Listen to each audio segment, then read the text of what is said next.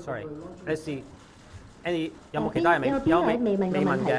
係你未問。唔該，亞洲聯合衛視嘅，想問一問咧，因為嚟緊即係嗰個即係之前政府都講過嗰個商業個機密嘅問題啦，咁所以就唔會公開一啲行會嘅啲文件或者相關方面。作為一個申請者，你覺得呢啲商業機密係咪真係咁重要？而係咪可以其實政府係咪可以選擇地適當地去發放部分嘅資料，係令到件事係更加明朗咧？第二條問題就我答咗你呢條問題先好冇？係好。你問得好好，我都留咗呢個 point， 多謝你。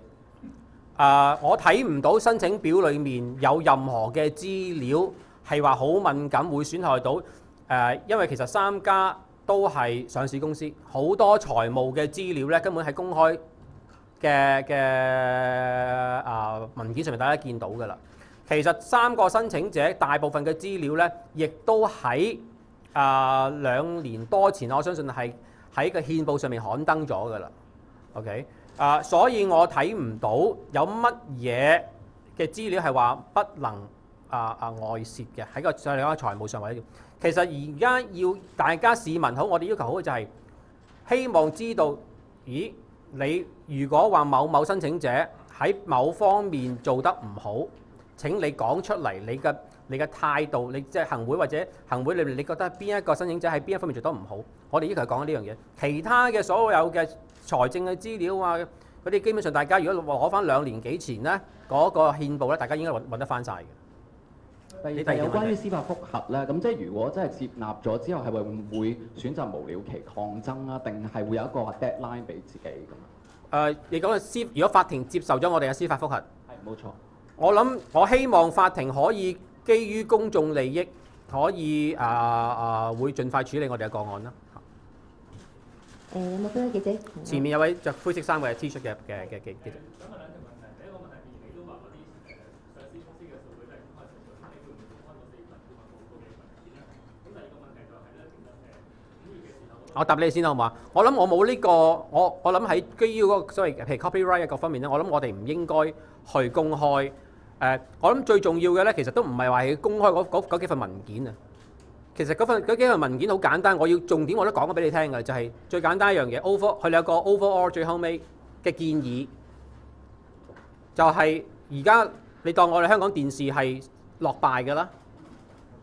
喺嗰份報告書裏面，我從來冇見過話總體嚟講，什麼佢琴日有個新名詞叫做通盤係嘛？通盤嚟講唔係通盤，佢琴日好似用一個通盤嚟講，我睇唔到呢個從呢個睇法咧係香港電視咧係從來係未包過尾嘅，即係未排過第3嘅。咁呢個就係顧問報告裡面所作出嘅建議啦。既然有呢個建議，如果行會係覺得呢個建議係唔啱聽嘅，你係咪應該話俾大家聽呢個報告書裡面有啲乜嘢你係唔啱聽咧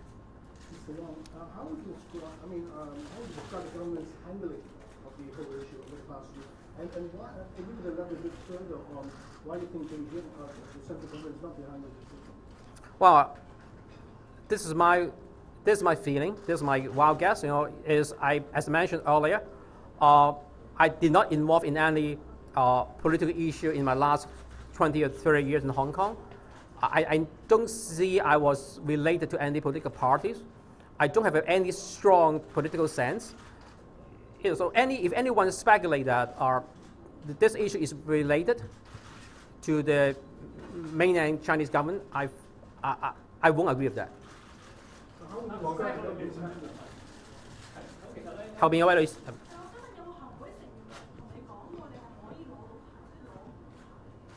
冇行會成員同我講過，我會攞到，抑或唔攞到牌，冇。黃生冇獲發牌之後有冇聯絡？我哋不時都就住唔同嘅，譬如資訊科技啊各方面嘅事咧，我哋都有商討嘅。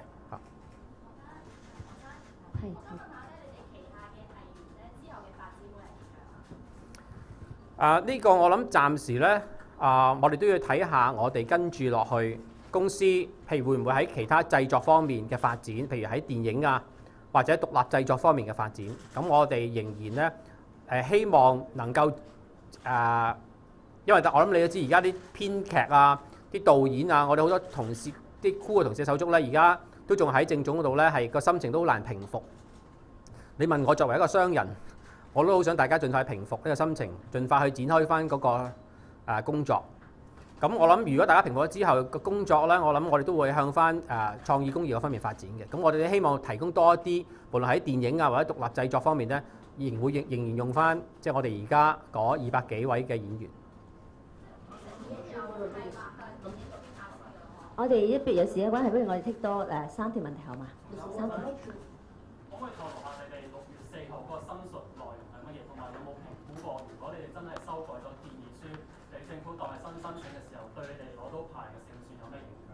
我諗唔可以去修改，因為嗰封信寫得好清楚㗎，就係話如果我哋作任何嘅修改咧，佢哋就會當我哋係一個新嘅申請，基本上就即係踢我哋走咯。咁所以基本上當時你根本你係唔可能係去更改我哋嘅即係嗰個條款話啊，我哋譬如我哋做幾多個頻道啊？之前有啲報道嘅朋友話啊，我哋幾多個頻道，話我哋太多頻道，有冇人聯絡過我哋啊？我唔係傻噶嘛！如果真係有人，即係如果有人嚟，有政府官員嚟同我講過，俾嗰啲暗示我哋梗係會嗱臨就改啦。如果改得的話，即係呢個亦都係我不斷今日講嘅，希望大家唔好去即係發放一啲即係不盡不實嘅言論咯，係冇對件事係冇幫助嘅嚇。即係香港市民嘅眼睛係非常之雪亮嘅，我哋亦都唔會就咁容許一啲人係發放一啲唔真實嘅消息嘅。可唔可以透露你哋申述文件講咗啲乜？我諗嗰度太好長啊！我諗因為其實我哋可以講嘅亦都唔係好多嘅啫。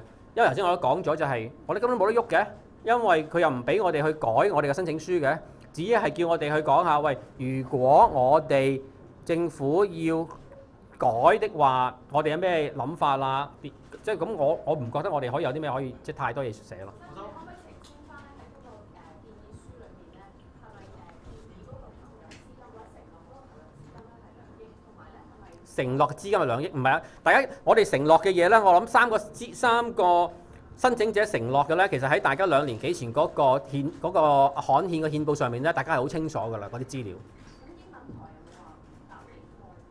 我哋答應開，其實如果我哋有答應開英文台嘅，所有我哋政府喺最初港管局同我哋超過有100次嘅書信來往，即係喺呢個港管局做呢一個建議書之前，做呢建議書俾行會之前咧，佢同我有超過100次嘅書信來往。譬如你頭先所講嘅英文台啦，做字幕啦，其實咁講，所有你哋而家無線電視做緊嘅嘢，我哋都會做。我以前都講過㗎啦，只有一樣嘢係無線電視同我哋唔同嘅，就係無線電視有免費嘅大氣電波。我哋當時如果我哋有咗牌照之後咧，我哋係冇呢個免費嘅大氣電波用，要用我哋嘅自己嘅網絡。其他嘅牌照嘅條款咧，我哋基本上係全部應承晒嘅，一模一樣。呢個亦都係我指出點解咁不合理嘅原因。嗰位未問過㗎，唔好意思啊。自由黨同聯同其他政黨去爭取法例修法係點樣睇？我諗呢件係全香港人嘅事啦。咁我諗任何政黨、任何人都可以為咗佢哋、為咗香港嘅一啲嘅核心價值而即係做一啲嘅活動嘅。同埋咧，仲係堅持呢個唔係一個政治嘅。 OK，今日時間差唔多，多謝晒大家出席今日嘅記者會，唔該晒。